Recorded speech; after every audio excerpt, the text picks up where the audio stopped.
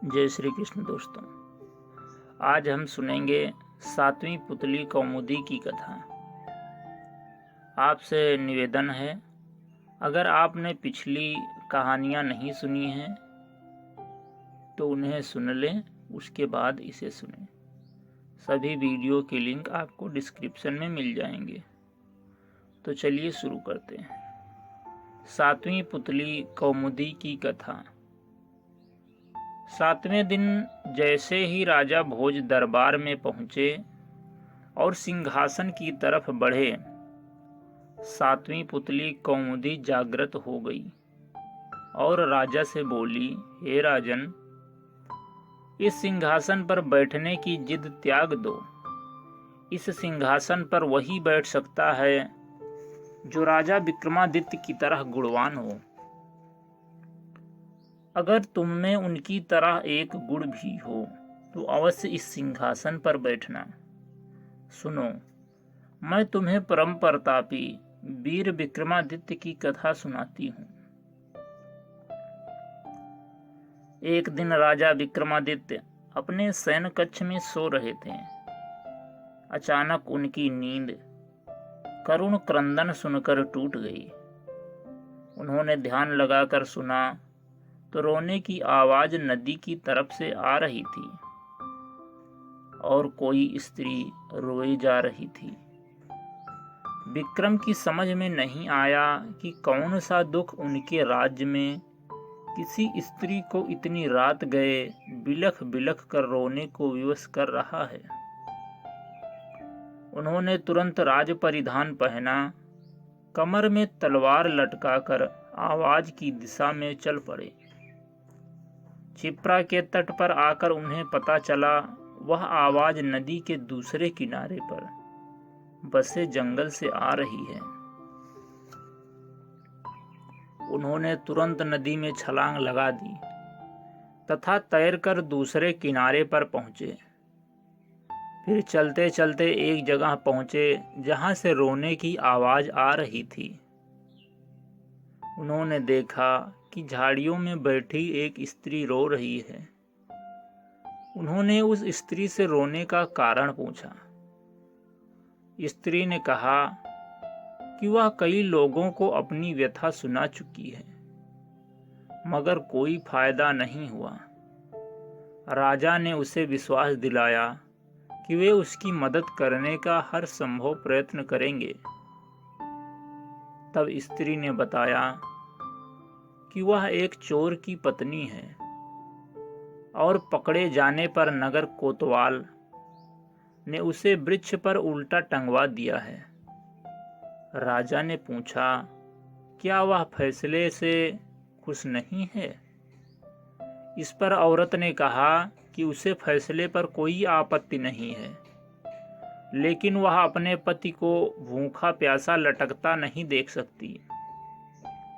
चूंकि न्याय में इस बात की चर्चा नहीं कि वह भूखा प्यासा रहे, इसीलिए वह उसे भोजन तथा पानी देना चाहती है। विक्रम ने पूछा कि अब तक उसने ऐसा किया क्यों नहीं?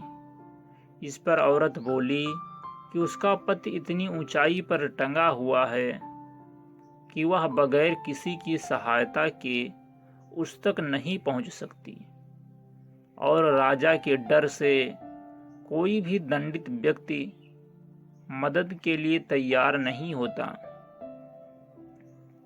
तब विक्रम ने कहा कि वह उनके साथ चल सकती है। दरअसल वह औरत पिशाचिनी थी। वह लटकने वाला व्यक्ति उनका पति नहीं था। वह उसे राजा के कंधे पर चढ़कर खाना चाहती थी। जब विक्रम उस पेड़ के पास आए तो वह उस व्यक्ति को चट कर गई। तृप्त होकर विक्रम को उसने मनचाही चीज मांगने को कहा। विक्रम ने कहा वह अन्नपूर्णा का पात्र प्रदान करे, जिससे उसकी प्रजा कभी भूखी नहीं रहे। इस पर वह पिशाचिनी बोली कि अन्नपूर्णा पात्र देना उसके बस में नहीं, लेकिन उसकी बहन प्रदान कर सकती है। विक्रम उसके साथ चलकर नदी किनारे आए, जहां एक झोपड़ी थी। पिशाचिनी की आवाज देने पर उसकी बहन बाहर निकली। वह बहन को उसने राजा का परिचय दिया और कहा कि विक्रमादित्य अन्नपूर्णा पात्र के सच्चे अधिकारी हैं, अतः वह उन्हें अन्नपूर्णा प्रदान करे। उसकी बहन ने सहर्ष अन्नपूर्णा पात्र उन्हें दे दिया। अन्नपूर्णा लेकर विक्रम अपने महल की ओर रवाना हुए। तब तक भोर हो चुकी थी। रास्ते में एक ब्राह्मण मिला।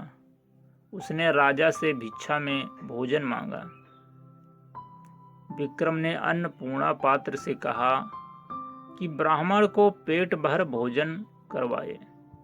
सचमुच तरह तरह के व्यंजन ब्राह्मण के सामने आ गए। जब ब्राह्मण ने पेट भर खाना खा लिया तो राजा ने उसे दक्षिणा देना चाहा। ब्राह्मण अपनी आंखों से अन्नपूर्णा पात्र का चमत्कार देख चुका था, इसीलिए उसने कहा, अगर आप दक्षिणा देना ही चाहते हैं तो मुझे दक्षिणा स्वरूप यह पात्र दे दें, ताकि मुझे किसी के सामने भोजन के लिए हाथ नहीं फैलाना पड़े। विक्रम ने बेहिचक उसी क्षण उसे वह पात्र दे दिया। ब्राह्मण राजा को आशीर्वाद देकर चला गया और वे अपने महल लौट आए। कौमुदी बोली, बताओ राजन, क्या तुम ऐसा कर पाते अगर राजा विक्रम की जगह होते? इतना कहकर कौमुदी पुनः सिंहासन में जाकर जड़वत हो गई। राजा भोज विचारों में खो गए और सिंहासन पर बैठने का अन्य उपाय खोजने लगे। अगले दिन 8वीं पुतली पुष्पवती ने राजा भोज का रास्ता रोका। इसे आप कल के वीडियो में सुनेंगे। दोस्तों, आपसे निवेदन है कि वीडियो को लाइक करें, चैनल को सब्सक्राइब करें और इसे अपने परिवारीजनों के साथ शेयर अवश्य करें। मिलते हैं अगली कहानी में। तब तक के लिए धन्यवाद। जय श्री कृष्ण।